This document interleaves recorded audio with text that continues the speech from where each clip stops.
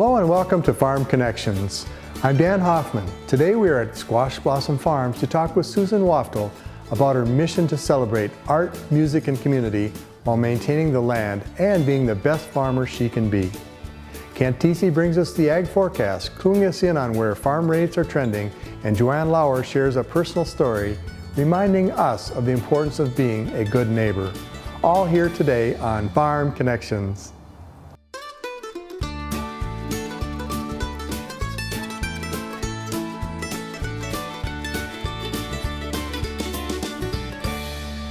Welcome to Farm Connections with your host, Dan Hoffman. Farm Connections, sponsored by Alcorn Clean Fuel, a farmer-owned cooperative in Claremont, Minnesota, produces ethanol, high-protein livestock feed, and corn oil, and beverage-grade carbon dioxide for resale to benefit its members and their communities. Absolute Energy, a locally owned facility, produces 115 million gallons of ethanol annually, proudly supporting local economies in Iowa and Minnesota. Absolute Energy, adding value to the neighborhood. The Agricultural Utilization Research Institute, collaborating with businesses and entrepreneurs to foster long-term economic benefit for Minnesota through value-added agricultural products. You can learn more at ari.org. Kahn Tile Supply, Leroy, Minnesota, and New Hampton, Iowa, since 1985, supplying the market with field drain tile products, dual wall, metal culverts, septic systems, PVC, and plumbing supplies.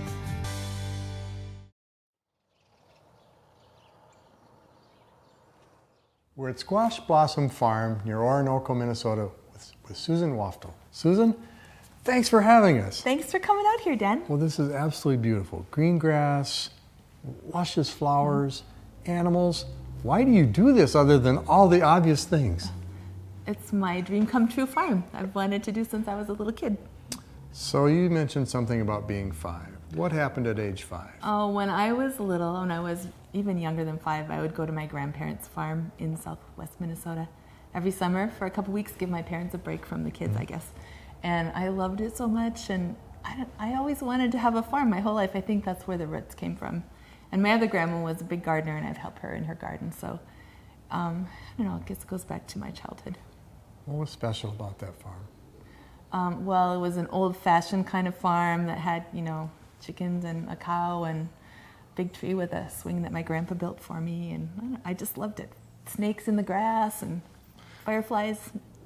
So you could have that all by yourself here on Squash Blossom Farm, but you've opened it up to bigger than that. Tell us about how you share this farm. Well, when we found this farm, it was kind of my midlife crisis farm. I was feeling like, I'm never going to be a farmer. I'm turning 50 and it's going to be too late. But we decided to focus on it and found it. And when we found this place, we just thought it was so beautiful and that it would be kind of a wrong to just keep it all to ourselves. I've always been involved in community organizing, and my husband is a musician and I'm an artist, and we decided to incorporate all that and build community and focus on local food, local art, local music. And you've done that well, but tell me what drives you each time. I mean, that's a lot of work. I heard you mention lots of food prep and planning. I don't know, I guess I just thrive on making things and growing stuff and being with animals and being outside. I just love it. Growing stuff. So when people come here and you talk about local food, do they just look at the food and the plants, or what happens? Well, we actually built a commercial kitchen in our barn 2 years ago.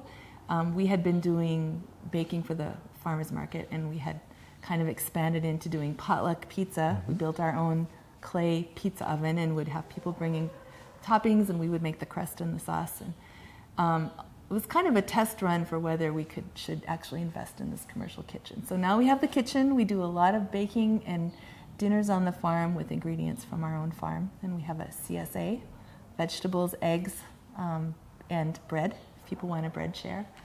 And for our audience, CSA means? Oh, community supported agriculture. So we've had as many, we're a small one, but everyone becomes a member in the winter. They pay their membership fee. That helps us cover the startup costs of seeds and plants and all the trays and everything that you need to get going. And then every week during harvest season, they get a half bushel box of whatever vegetables are ready that week. And That's local. yeah, and they get to come out to the farm, and I think a lot of them sort of think of us as their surrogate farm, the farm they would have if they actually could be a farm, but they just join our farm because it's a little easier. Susan, what's special and better about food that's grown locally compared to shipped in from 2,000 miles away?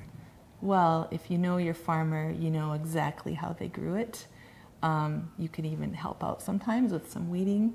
It's so fresh, like we pick it that morning and you pick it up a couple hours later after it's all washed and cut up and put in the box for you. So it's, like my grandpa said, you would go pick the corn, the sweet corn, and then you'd rush to the house and steam it and you would eat it 10 minutes later. That's the best way to eat corn. Well, it's the best way to eat any vegetables out of the garden. Does it taste different? Oh yeah, it tastes fantastic. Like a lot of times we don't even cook it. We just, pick the asparagus and eat it right there. And I noticed some honey. Yep, we have 4 beehives going on. We just installed bees yesterday. Do you actually process the honey here also? We do. I'm a member of the Southeast Minnesota Beekeepers Association, and so we can use their extracting equipment. So, we're pretty small scale. I like to leave a lot of the honey for the bees in hopes that they'll make it through the winter, and so we're not hardcore commercial beekeepers. But the bees are great. We're trying to do everything with sort of a permaculture principle. So everything has more than one purpose. So the bees give us honey. They give us good pollination for our garden. They give me the wax I make these things called beekeepers. It's beeswax infused cloths that you can use to store your food, so you don't have to use plastic Tupperware. And so everything has more than one purpose and is a little ecosystem. Well, speaking of ecosystems, there's fish, there's aquaponics. Tell us about that. So our farm is a 1910 farmstead with all the original buildings. And when we moved here, the silo was gone, but there was just a foundation with a huge tree growing out of it. We put solar panels on the barn, and when we did that, we had to cut that tree down and kind of figuring what to do with that foundation. So I said, let's make a pond. So we built a pond, and then I started learning about aquaponics, which is kind of like hydroponic growing when you grow plants in water. But when you do hydroponics, you have to add nutrients for the plants. With aquaponics, you have fish, and the fish waste provides the nutrients for the plants, and the plants also clean the water for the fish. So it's a very nice cycle. And are you able to teach people when they come about that kind of thing? Or? They're always interested in that aquaponic system because it's also really pretty, the towers of plants and flowers. We grow strawberries, basil, nasturtiums, and other things in there. So it's spectacular in the midsummer. It's really pretty. So we've got some great vegetables and fruits coming out of that. Yep. How about harvesting the fish? Do you do that also? We do, yep. We've eaten the catfish, and we've raised tilapia. One year we raised tilapia. They weren't very big because tilapia need warm water, and we don't heat the pond, so we had to harvest them. They're pretty small, so kind of small fillets, but oh, so delicious. And also, that those fish are so clean and were raised in really pristine conditions because we did it ourselves. So. Right here before your eyes. Yep. Any festivals, any activities, events? Yes, we're kind of an event farm now. Every Sunday we have wood-fired pizza on the farm with live music. We host weddings on the farm. We have a couple of big festivals. Last weekend we just had the Reblossom Boutique, which is part of an Earth Fest event for Earth Day in Rochester. So a lot of artisans who do upcycled, recycled, handmade artworks and things for gardens. And in the fall, we have now for 8 years had a cow puja and farm fair. And the Hindu temple comes and does an authentic Hindu blessing called a puja.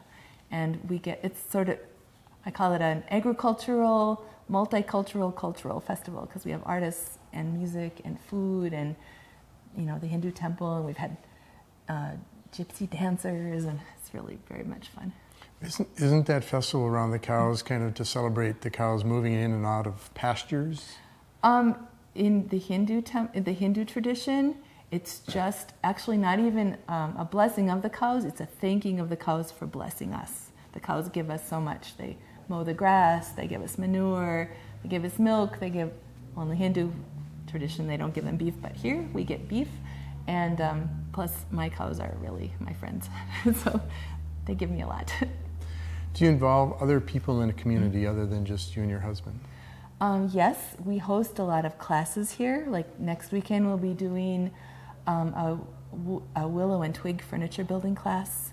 We've had beekeeping classes and Ukrainian Easter egg called pisanki, decorating classes, backyard chicken keeping classes. So, you know, I envision someday we might kind of morph into a little folk school, but we'll just see where we go. We kind of just follow the path of, you know, our next crazy idea. And inspiring ideas, right? It's hard to say no to any good idea that comes along. Any new ideas coming up? Be dinner or tea with Emily Dickinson, and we'll be part of the Master Gardener tour this summer too. And now there's an interesting concept, coming to a farm with the Master Gardeners. What's the Master Gardeners program? The Master Gardeners go through a long training program and then do a lot of community outreach and teaching. And in Rochester, at least, they have a tour where they go to showcase gardens. This year, their focus is on sustainability, so they're coming to our farm, which is really exciting. So it's also a little stressful because being a farm, like, we're not the showcase garden that they're really typically used to, but we're doing our best to make it even more beautiful than usual. So. In that program, also people are registered to help others. Yep, exactly. As leaders, and they go through some training. A big education component, yes. You've mentioned food. You've mentioned music, the nature around us. What about the arts? How does that fit into your farm? Well, we have all these events with artists coming, and then I am an artist. And actually, this year is really fun. I received a grant from the Southeast Minnesota Arts Council through the Arts and Cultural Heritage Fund from the state of Minnesota.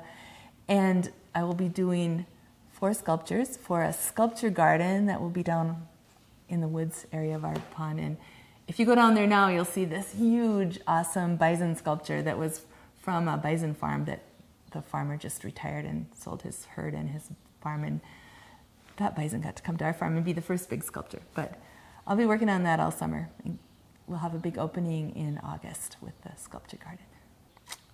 Thank you, Susan. Thanks so much. Stay tuned for more Farm Connections.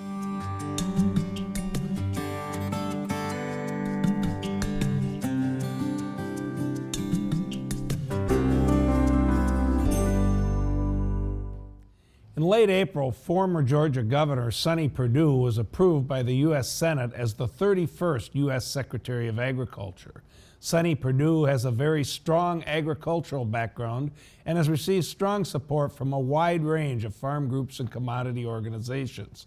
The new secretary will be asked to provide leadership on many key issues that potentially could affect the agriculture industry, which will need to be resolved by Congress and the White House in the next few years. Some of the key issues include the current Farm Bill, which expires after the 2018 crop year. Early discussions of the next Farm Bill are already occurring in Congress and among agricultural leaders. As usual, the budget allocation toward the next Farm Bill will be a big part of that discussion, with some members of Congress already calling for major budget cuts to USDA. Some of the key items related to the new Farm Bill include potential changes to the county revenue-based Ag Risk Coverage Farm Program option, expanding the Conservation Reserve Program acreage, restructuring the Dairy Margin Protection Program, and potential changes to the federal crop insurance program. Food and nutrition programs will also be a major discussion point, as spending on these programs accounts for almost 3/4 of the Farm Bill budget. Since President Trump took office in January, there's been considerable discussion on past and potential future trade agreements, especially the North American Free Trade Agreement, or NAFTA, which governs U.S. trade relations with Canada and Mexico. These two countries rank second and third, respectively, for total U.S. trade, with a strong level of U.S. agricultural exports to the two countries.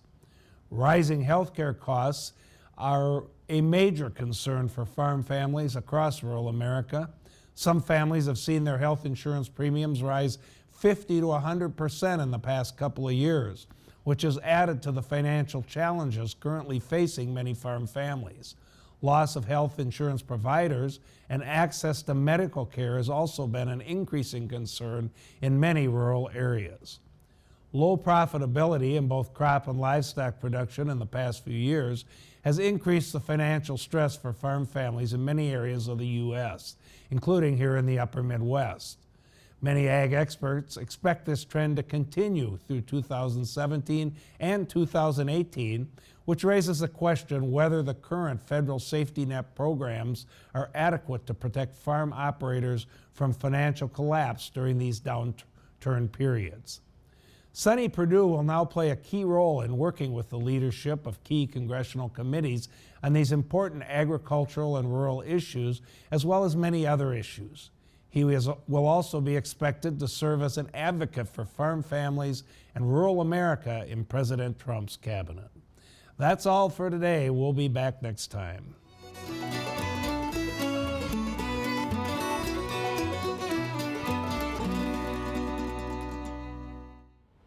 I'd like to tell you a story about the neighbors we had when I was growing up on that farm 4 miles south of Thompson. The Peebles were our neighbors. They lived 1 mile south of us, the only farm between us and the Myrie Slough. Their family was quite different than ours. There were 2 bachelor brothers, Jim and Ray, and their older unmarried sister, Verna, that lived on that farm. Ray, he was my favorite. He had had no formal education past the 4th grade, so his grammar lacked a teacher's touch. His teeth lacked the touch of a dentist.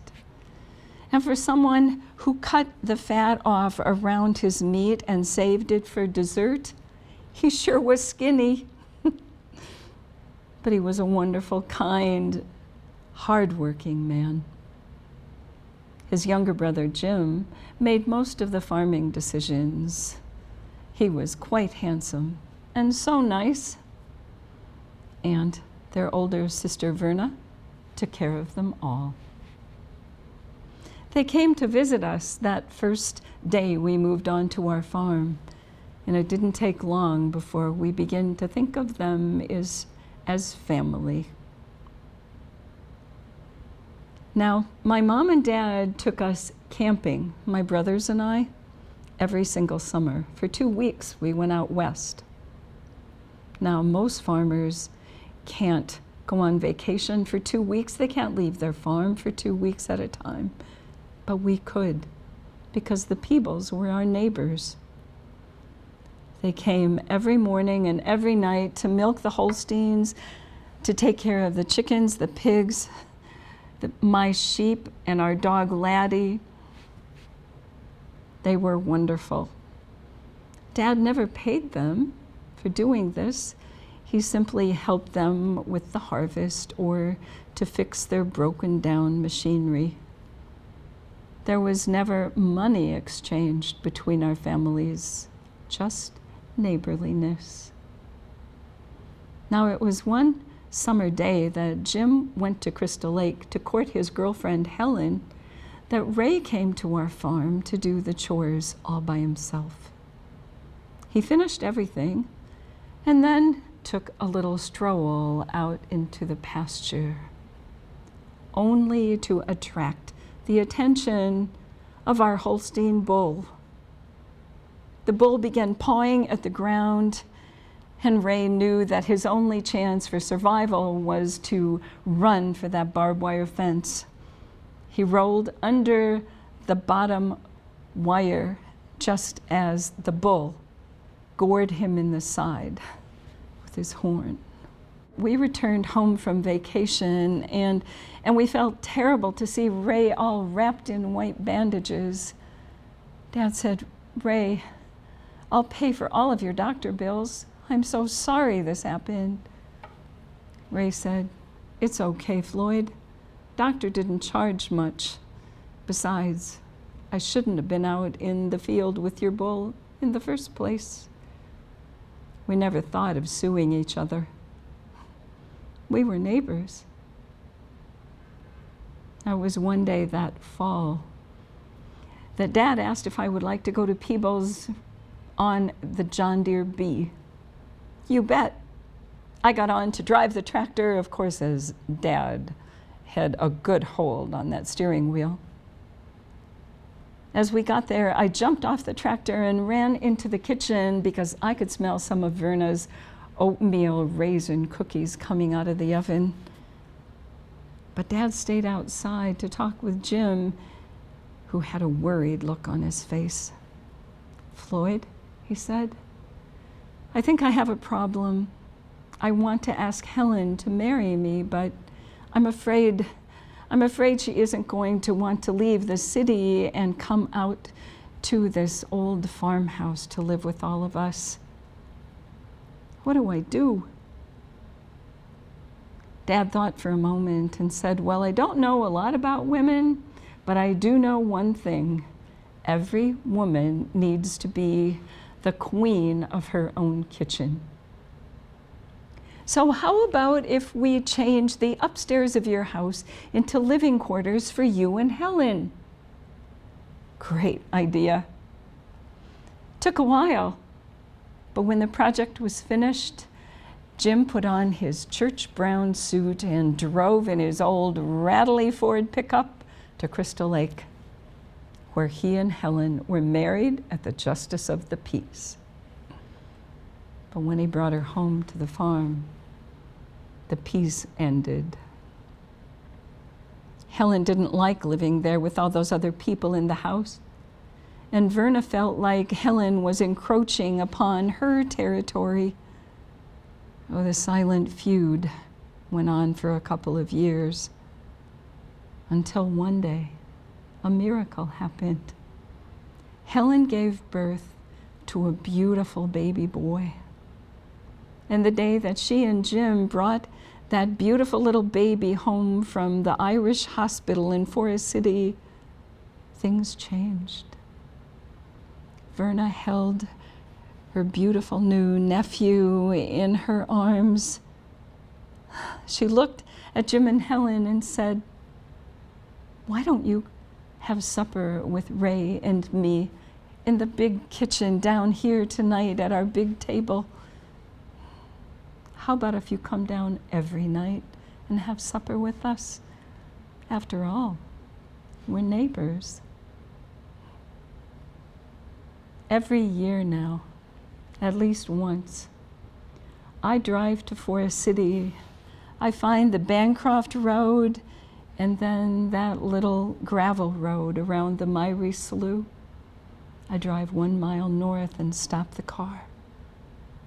Right there, where that old farmhouse used to be, the old broken down barn and the rusty windmill.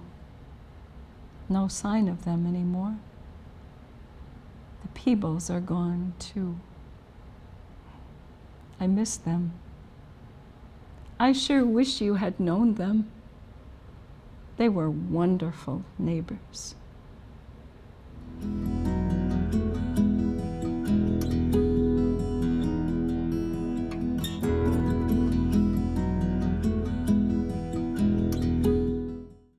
Located near Elk River, Minnesota, the Oliver Kelley Farm is a 189-acre living history farm that recently underwent a $15 million renovation designed to connect people to modern agriculture.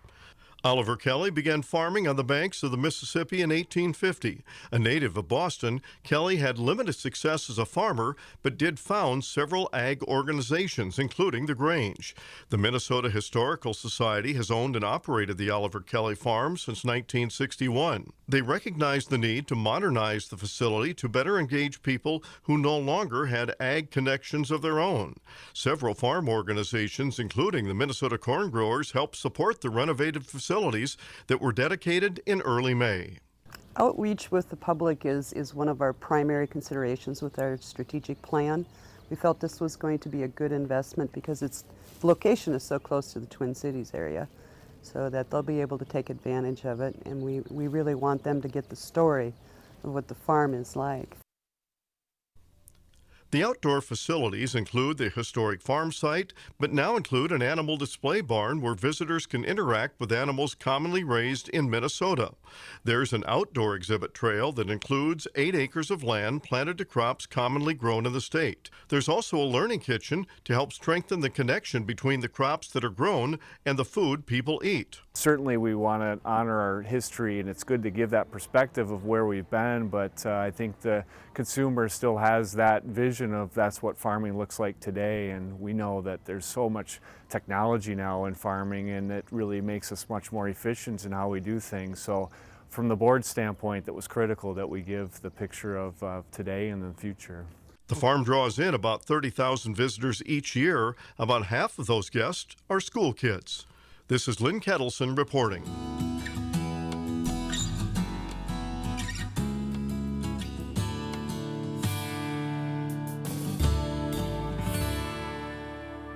The importance of cultivating community can never be overstated.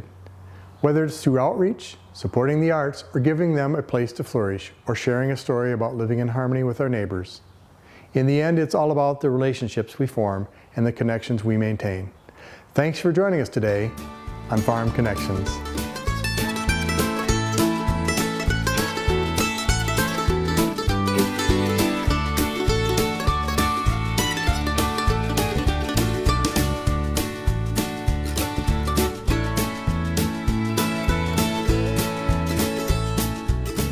Funding for this program is provided in part by the Minnesota Arts and Cultural Heritage Fund and the citizens of Minnesota.